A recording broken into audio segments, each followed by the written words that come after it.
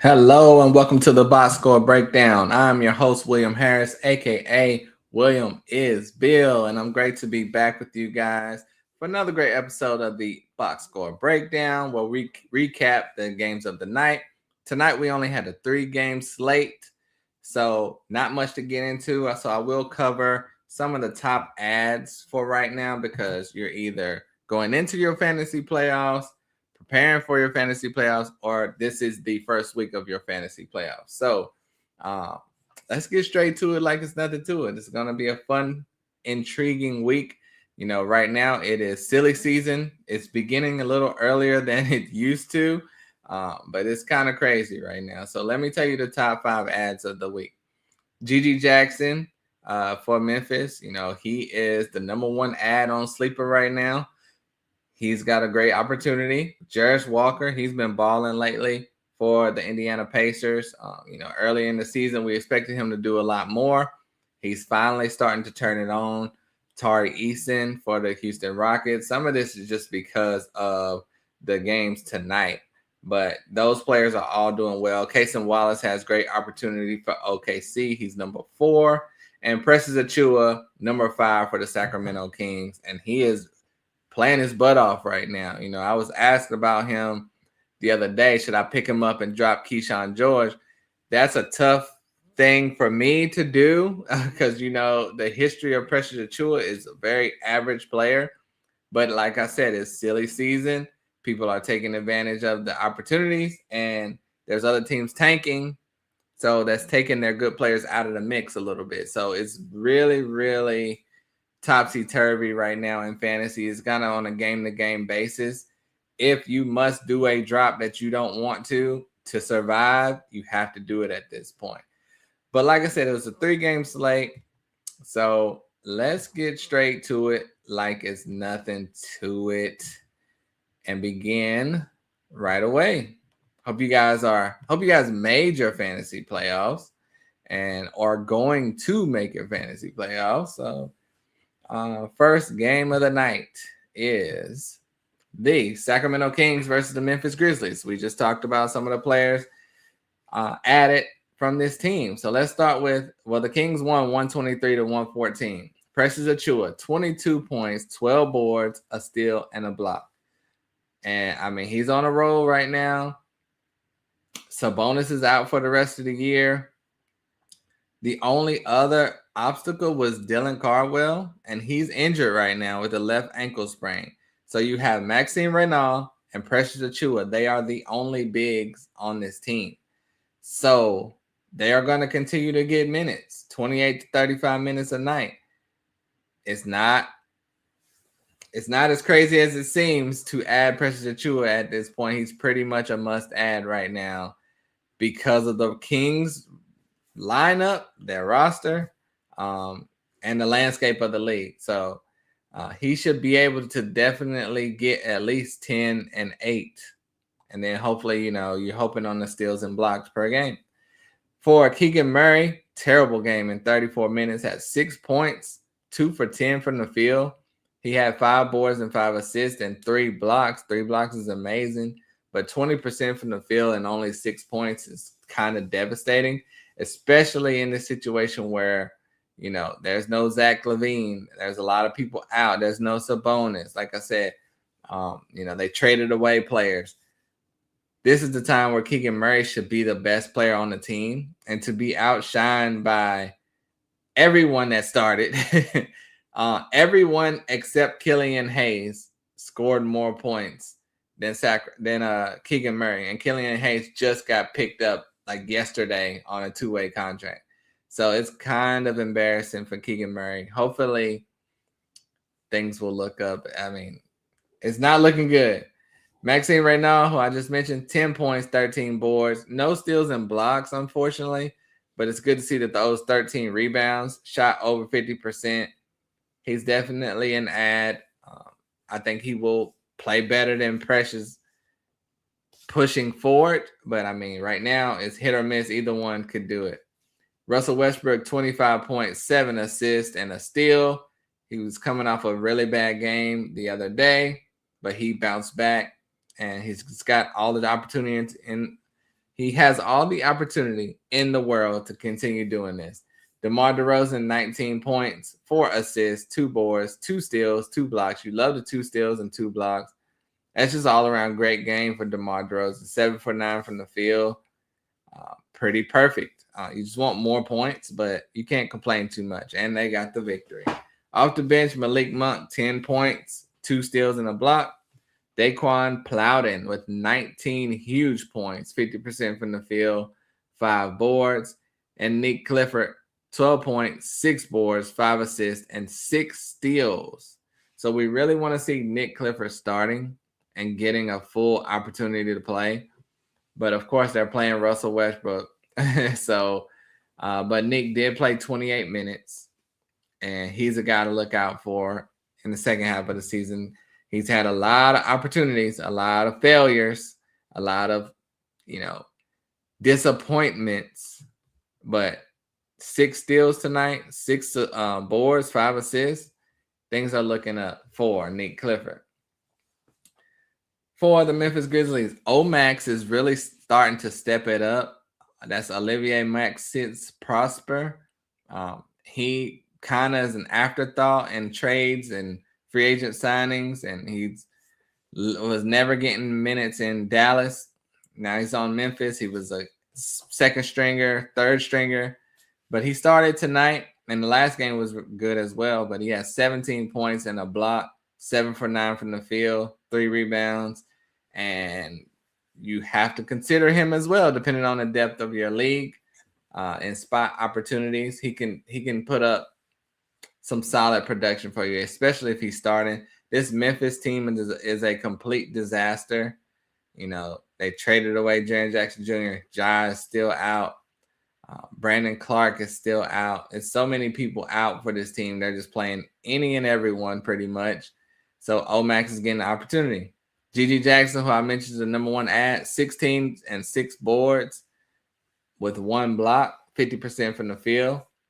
And he can do this every night. Jalen Wells, 12 points and a steal. Scottie Pippen Jr. I'm surprised he played tonight. The other game, he pushed a player very hard and started a fight type of situation. But I guess there was no suspension because there were no real fists thrown. But it was a pretty rough altercation. He came down the court almost like locked eyes on the guy that he felt did him wrong and pushed him as hard as he could. But Scottie Pippen Jr. has 6 points, 8 assists, 5 steals.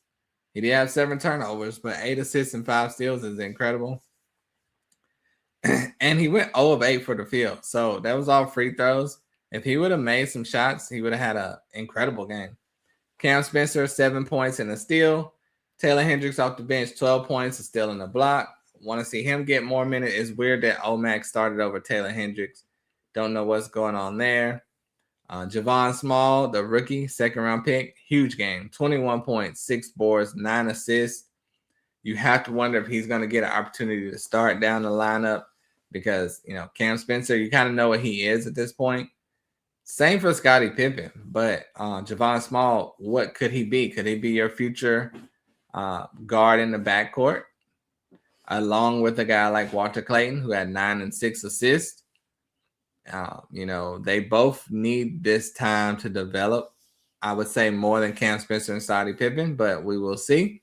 And Ryan Rupert in 26 minutes had 10 points, 9 boards, 3 steals. He was a prospect that was raw, needed years to develop, and to put up 10 and 9 with 3 steals, that's a bright spot, and you're going to want to see more of that. So we'll see what Memphis does in the future. Next game, the Rockets defeated the Jazz 125-105.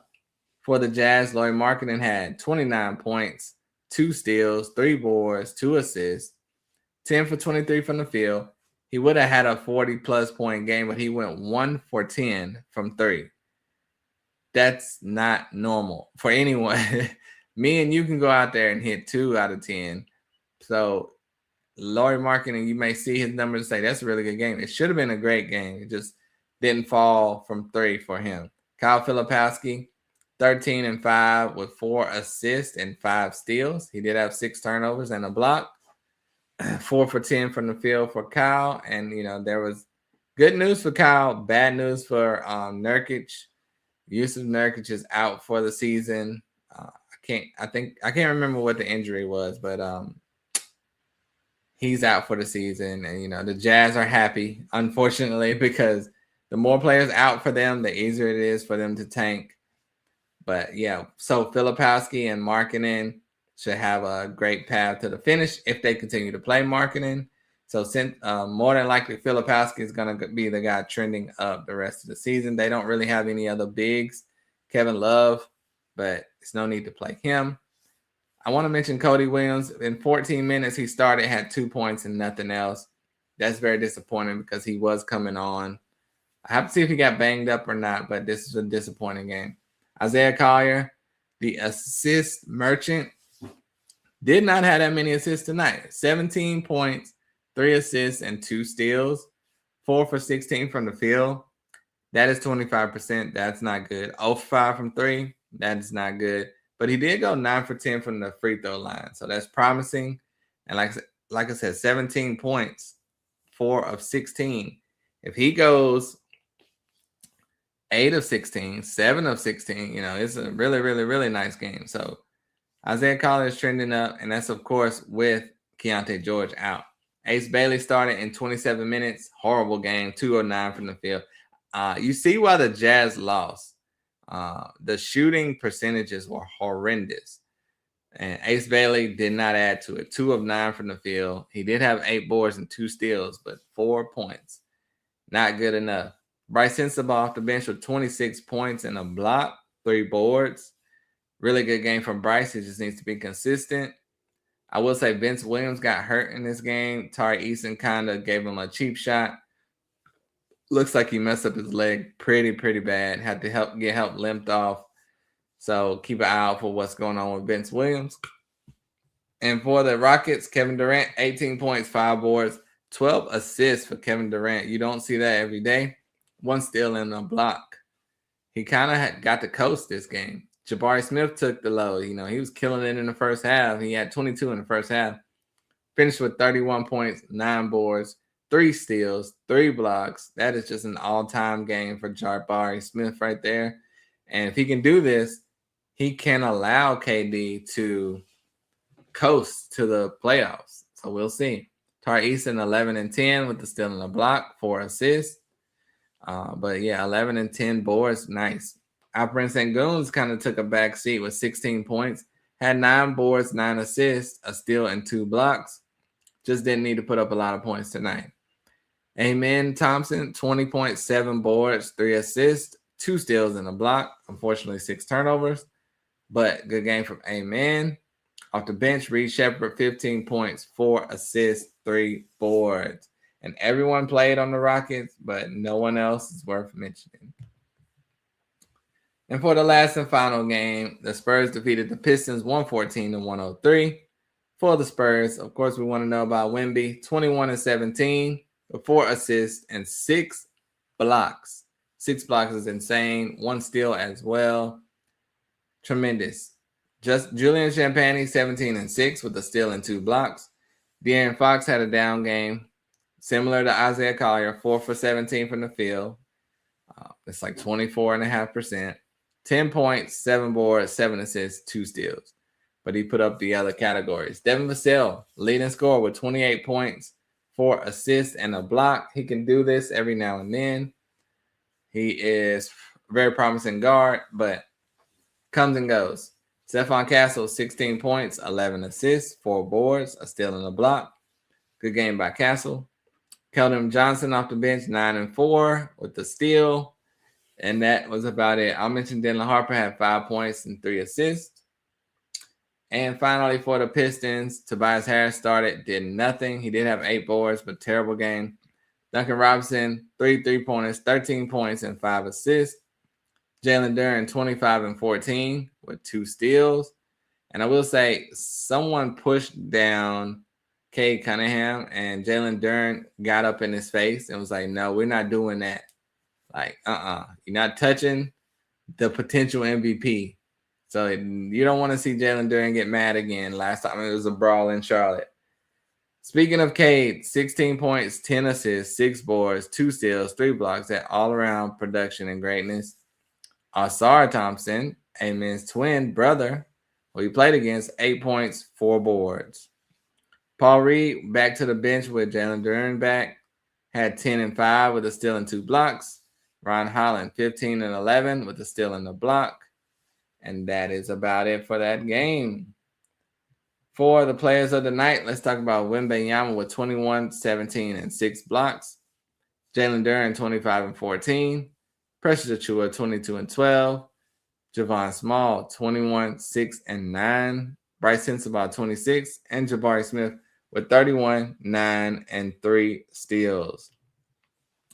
So what a great night of basketball tonight. Even though it's only 3 games, we will have more coming up in the future. Of course, Tim Woodson will be with you for tomorrow's recap.